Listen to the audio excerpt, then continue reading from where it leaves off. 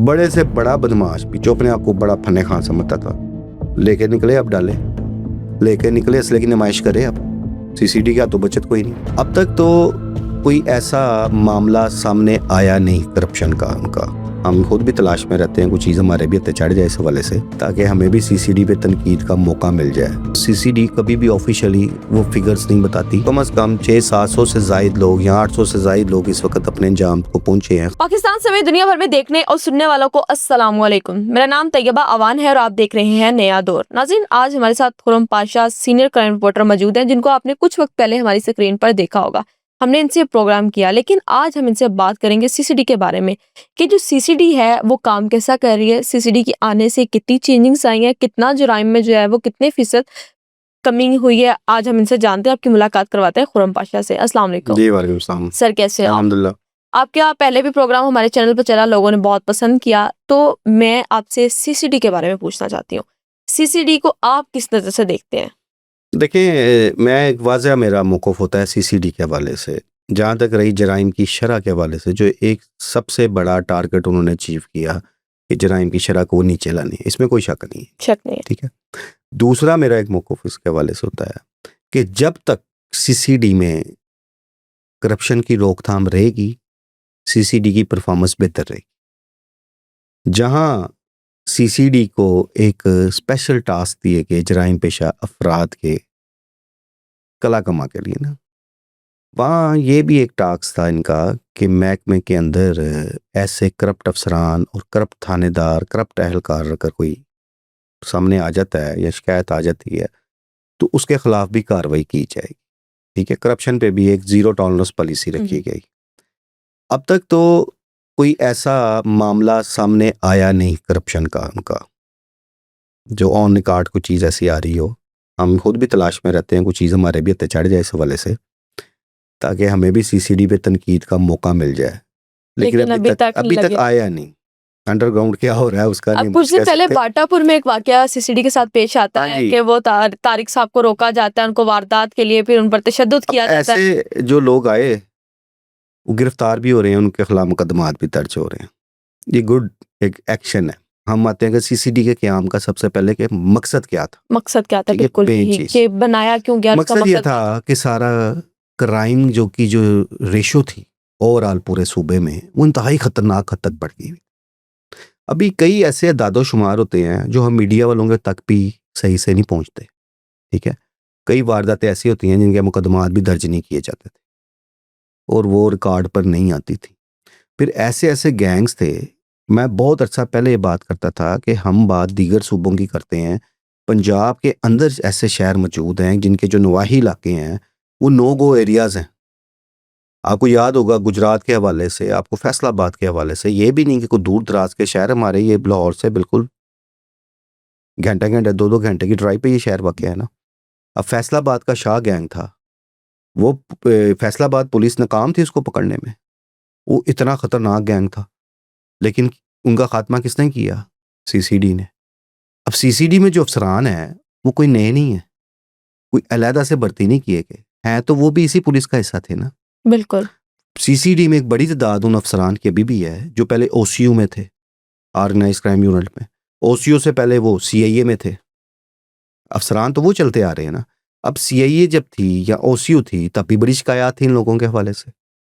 एक जो बड़ा अच्छा फैसला इसमें एडिशनल आईजी सोहेल जफर चट्टा साहब ने किया कि उन्होंने सीसीडी के तमाम हेड्स को इस बात से रोका कि मास वाई उन टास्क के जो आपको दिए जाएंगे, जो हमारा पॉलिसी एक फ्रेमवर्क बना दिया गया है, उससे हट के आपने काम कोई नहीं करना। वरना ओसीयू थी या सीआईए थी तब तो ये काम बड़ा होता था। रिकवरियों के नाम पे सॉरी टू से एक लूट मार का बाजार गर्म था इनके हवाले से तो। और ऐसे लेन देन के मामलात में ओसीयू आ जाती थी, सीआईए आती होती थी। इवन प्रॉपर्टी पे कब्जे के हवाले से भी इन लोगों के बारे में शिकायत आती थी। फिर कई ऐसे क्राइम के लोगों को पकड़ा जाता था जो इनसे मुतल्लिका नहीं होते थे। अब सीसीडी को जो क्राइम, संगीन क्राइम के हवाले से जो टास्क दिए गए और एक थोड़ी सी क्या बहुत ज़्यादा एक अग्रेसिव पॉलिसी भी इख्तियार की गई। उस अग्रेसिव पॉलिसी के नतीजे ये निकले कि आपके जराइम की शरह बहुत नीचे आ। ठीक है। इस हवाले से क्योंकि पुलिस का जो माजी का अगर आप किरदार देखें, आप भी देखें, बहुत सारे सवालात पुलिस की कारकर्दगी पे उठते हैं। पुलिस लोगों की नज़र में हमेशा एक तनकीद का निशाना ही बनती है। हालांकि बहुत सारे अच्छे अफसरान भी महकमा पुलिस में मौजूद हैं, सारे करप्ट नहीं होते, डेड ऑनेस्ट लोग भी बैठे हुए हैं।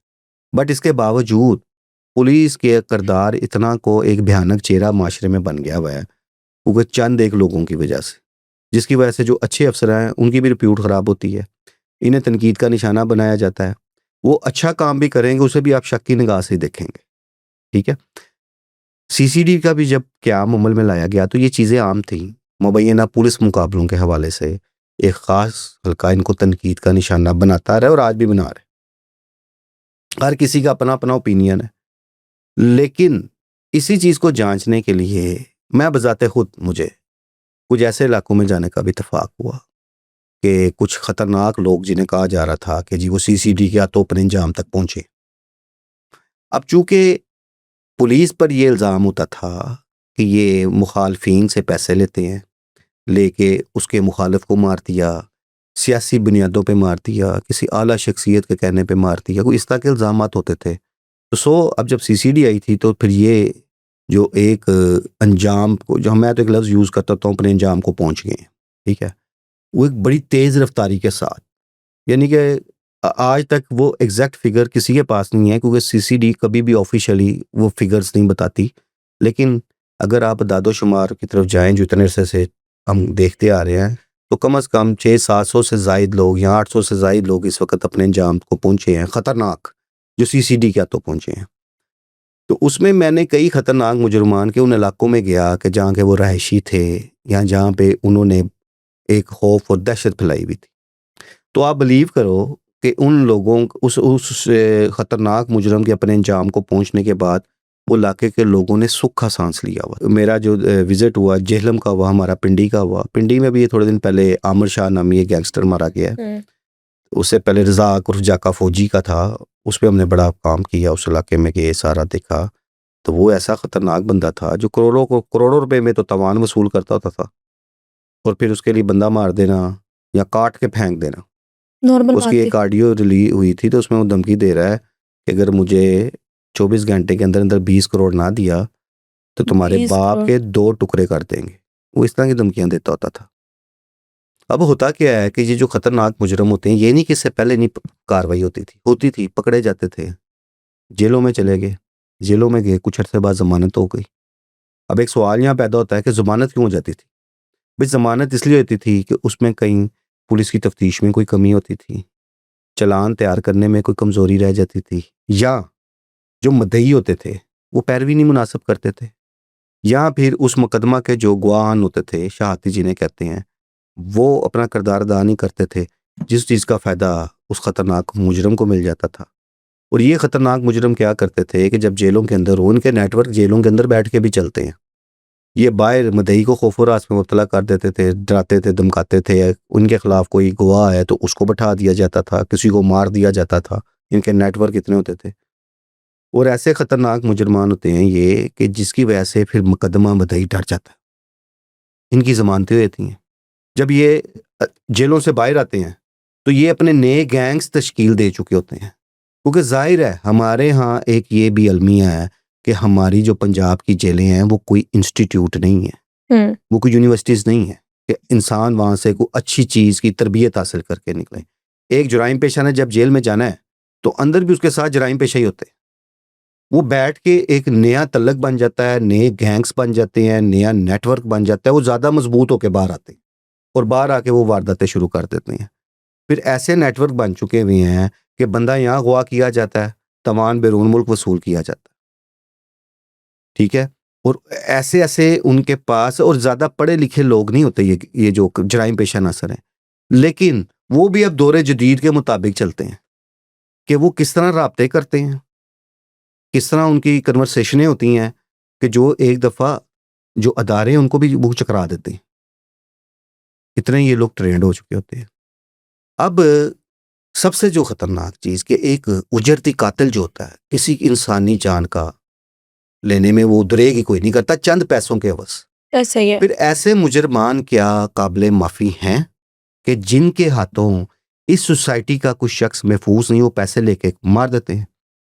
डाकू जो है, एक डकैत है, दौरान डकैती अगर वो किसी की जान ले लेता है, मार देता है, या दौरान डकैती वो रेप कर देता है। आज ही एक वाकया पेश आया है कि जो कि बच्चों के साथ वालिद साहब दरवाजे के बाहर खड़ा हुआ है और वारदात के लिए लोग आते हैं तो थोड़ा सा अंदर जाने की कोशिश करता है, उसको उधर ही मार दिया जाता अब ऐसा डाकू काबिल माफी हैं, है। नहीं, दौरान डकैती रेप करते हैं, क्या ऐसे लोग काबिल माफी हैं? हमारे यहाँ पे क्या आलम हो गया हुआ था कि बहनों बेटियों बच्चियों की इज्जतें महफूज नहीं थी। रात में बाहर नहीं ठीक निकल है। सकते थे। और अगर सीसीडी के हाथों कोई ऐसा मुजरम अंजाम को पहुंच रहा है कि जिसने किसी मासूम बच्ची की इज्जत लूटी हो, तो क्या वो बात आप उसको सीसीडी को तनकीद का निशाना बनाना चाहिए? फिर नहीं, ये तो ठीक काम है, कुछ हद तक अच्छे उसमें हो रहे हैं। ये मामलात बड़ी हद तक सीसीडी ने कंट्रोल की। लेकिन देखिए, अगर सीसीडी खत्म हो जाती है, क्यों खत्म हो जाती है? उड़ती और आती नहीं, अफवाहें हैं अफवाहें। कि खत्म हो गई। मैं इस हवाले से अगर हुकूमत गई और सीसीडी खत्म हो गई तो उसके बाद क्या होगा? नहीं, ये एक चीज मैं आपको बताऊं, ये बड़ा कॉन्सेप्ट क्लियर है। ऐसा कोई अमकान नजर नहीं आ रहा कि सीसीडी को खत्म किया जा रहा है, सीसीडी के इख्तियारात कम किए जा रहे हैं। सीसीडी के पास तो पहले ही एक लिमिटेड से जो इख्तियारात हैं, जो इसके क़याम के दिन से शुरू हुए थे, उनमें इजाफा तो हो सकता है, कमी अभी तक नहीं हुई। उनको जो टारगेट्स दिए गए हैं वो अपने टारगेट्स पे काम कर रहे हैं, और आपको रोजाना की बुनियादों पे ऐसी चीजें आपके सामने आ रही हैं। अब आप ये देखें कि ये भी अगर सीसीडी को राह जाती किसी खतून को छेड़ता है कोई बाश नौजवान, और उसके बाद सीसीडी हत्थे चढ़ के उसके साथ जो सलूक हो रहा है, क्या ये गलत हो रहा है? तो कहने का मकसद ये है कि सीसीडी के जो अच्छे काम होंगे ना, जिससे जराइम की शरह नीचे आएगी, हम उसको तो हमेशा सराहेंगे। जहाँ सीसीडी गलत करेगी हम वहाँ पे भी बोलेंगे। जहाँ पे सीसीडी का नाम इस्तेमाल करके लोग लूट मार कर रहे हैं, जिस तरह ये भी अभी आपने ये मनावे के इलाके में भी एक वाकया हुआ था, उसके बाद भावलपुर में ये वाकया हुआ, एक दो शहरों में और भी हुए। वो लोग गिरफ्तार है, वो भी पुलिस एहलकार थे, लेकिन उनको पता था कि चूंकि अब सीसीडी का खौफ इतना है, वो सीसीडी का खौफ डाल के हम आपको मार देंगे और पैसे बटोर रहे थे। उन वक्त गिरफ्तार हुए हैं, उनके खिलाफ मुकदमात भी दर्ज हुए हैं। जहां एक जो खास टारगेट्स को लेके चल रहे हैं संगीन जराइम के, वहां इस टारगेट को भी अपनी प्रायोरिटी पे रखें कि सीसीडी के अंदर करप्शन ना आए, तो फिर सीसीडी को सारे सलूट ही करेंगे। अभी पिंडी का मैं जिक्र कर रहा था, एक आमिर शाह बहुत खतरनाक बंदा था, जो वाज़िया तौर पे सोशल मीडिया पे उसकी वीडियोस मौजूद हैं कि वो अफसरान को ये धमकियां दे रहा है कि मैं थाने भी उड़ा दूंगा, मैं तुम्हें भी मार दूंगा। अब ऐसे खतरनाक लोगों को जब सीसीडी उनके अंजाम तक पहुंचाएगी, तो फिर मैं समझता हूँ गलत नहीं कर रही। हाँ, गलत वहां जरूर करेगी कि अगर किसी ऐसे शख्स को अंजाम तक पहुंचाएगी कि जो जराइम पेशा नहीं होगा, जिसको किसी मुफाद के तहत मारा जाएगा या उसके अंजाम तक पहुंचाया जाएगा, वो गलत है। लेकिन कोई ऐसा जो इज्जतों का लुटेरा है, जिससे किसी की माँ बहन बेटी की इज्जत महफूज नहीं है, वो अपने अंजाम को पहुंचता है, तो फिर हम कहेंगे सीसीडी ठीक कर रही है। बिल्कुल एक ठीक ऐसा डकैत जो दौरान डकैती किसी की जान ले लेता है, फायर मार देता है, रेप कर देता है, अगर वो अपने अंजाम को पहुंच रहा है, हम कहेंगे सीसीडी ठीक कर रही है। तो ये चीजें हैं। इसमें अब एक ऐसा हल्का भी जराइम पेशा अफराद का एक्टिव हुआ कि जिसको सीसीडी का खौफ है। अब आप मुझे बताएं, शहर में फिरे आप, हम लोअर शहर के हैं ना, फिरे, डाला कल्चर कहाँ पे है? आपको देखा होगा कि एक फैशन बन गया था। एक दुश्मनदार आदमी जो होता है ना, जब वो निकलता है, उसको अपनी सिक्योरिटी की, अपनी उसको ने हिफाजत करनी है, उसके साथ गनमैन होते थे। लेकिन आहिस्ता आहिस्ता आप देखें कि एक दुश्मनदार नहीं भी है ना, तो उसने भी अपनी गाड़ी के पीछे एक नमूदो नुमाइश का सिलसिला शुरू किया हुआ था। पीछे डाले लग जाते थे, वो खौफ और राज सड़कों में फैला होता था। गनमैन वो राइफलें सीधी करके बैठे होते थे, लोग देखते थे, लोग डरते थे क्या होने जा रहा है। और जो शख्सियत बैठी होती थी आगे अपनी लैंड क्रूजर में, उसकी दुश्मनी कोई नहीं थी होती, सिर्फ फैशन। अब दिखाएं मुझे अपने आप बड़े से बड़ा बदमाश भी इस वक्त, बड़े से बड़ा बदमाश भी जो अपने आप को बड़ा फन्ने खान समझता था, लेके निकले अब डाले, लेके निकले असले की नुमाइश करे। अब सीसीडी का तो बचत कोई नहीं है। असलहा कल्चर और डाला कल्चर को रोकना फिर ये भी देखा जा रहा है, कोई इम्तियाजी सलूक भी नहीं है कि अगर एक शख्स के लिए वो अहकामात है ना कि भाई ये डाला लेके निकलेगा तो उसके खिलाफ कार्रवाई होगी, दूसरे को रहत नहीं है। ये पॉलिसी सबके लिए है। अब असले की नुमाइश दिखाएं आप मुझे। उससे पहले कोई शादी पे जा रहा है, एक शख्सियत शादी पे जाती है किसी भी, तो आप वीडियोस भरी हुई हैं सोशल मीडिया पे मौजूद हैं कि वो एक शख्स है, साथ 10-10 लोग राइफलें लेके आगे पीछे ये वो पूरा शशका दिखा रहे हैं। कि बारात मुझे आई आप किसी शादी पे दिखाएं, आप दिखाएं ना मुझे किस शादी पे कोई असले की इस तरह नुमाइश कर रहे हैं। और ये चीज़ें तो माशरे में खौफ और रास फैला रही थी। अगर ऐसे अनासर के खिलाफ सीसीडी कार्रवाई कर रही है तो मैं समझता हूँ बहुत ठीक कर रही है, और मजलूम को अगर इंसाफ दे रही है तो ठीक कर रही है। लेकिन अगर सीसीडी, फिर बात वही है, जहाँ मुफादात अगर आ गए, करप्शन आ गई, तो फिर सीसीडी की परफॉर्मेंस पे उंगलियां जरूर उठेंगी। हमारे व्यूवर्स हमें देख रहे हैं, क्या पैगाम देना चाहेंगे जो कि सीसीडी के हक में है और कुछ सीसीडी के खिलाफ है? देखें, हर किसी की अपनी अपनी ओपिनियन है। मैंने आपसे कहा कि एक मखसूस हल्का भी इस हवाले से सीसीडी की हौसला शिकनी के लिए अफवाहें फैला रहा है। फिर कुछ लोग ऐसे भी हैं जो सीसीडी के क़याम को अच्छा भी नहीं समझते। हर किसी की अपनी ओपिनियन है। मैं अगर बात कर रहा हूँ, मैं अपनी ओपिनियन दे रहा हूँ, मैं जो ऑब्जर्व कर रहा हूँ। मैं तो आपको ये बात कर रहा हूँ कि जहाँ पे तलाश में रहते हैं हम लोग भी, साफ़ी लोग, देखो सीसीडी का कोई करप्शन का मामला सामने आए, हम उसे भी बेनकाब करेंगे। लेकिन जहाँ अगर सीसीडी काम सही कर रही है, जहाँ अगर सीसीडी ऐसे दरिंदों के खिलाफ कार्रवाई कर रही है जिनके नेफों में पिस्टल चल रहे हैं, तो मैं तो फिर उसको अप्रिशिएट तो ज़रूर करूँगा। और इसमें आप देखें सीसीटीवी फुटेजेस सामने आ जाती हैं कि ओबाश नौजवान ख़वातीन के साथ क्या सलूक कर रहे हैं, मासूम बच्चियों के साथ क्या कर रहे हैं। तो फिर ऐसे दरिंदों के खिलाफ अगर सीसीटीवी कार्रवाई कर रही है, मैं तो अप्रिशिएट करूँगा फिर। बहुत शुक्रिया आपका। आज हमारे साथ खुरम पाशा मौजूद थे। इनसे हमने सीसीडी के बारे में जाना कि सीसीडी को ये किस नज़र से देखते हैं। आप लोगों ने अपनी राय का इजहार लाजमी कमेंट सेक्शन में करना है।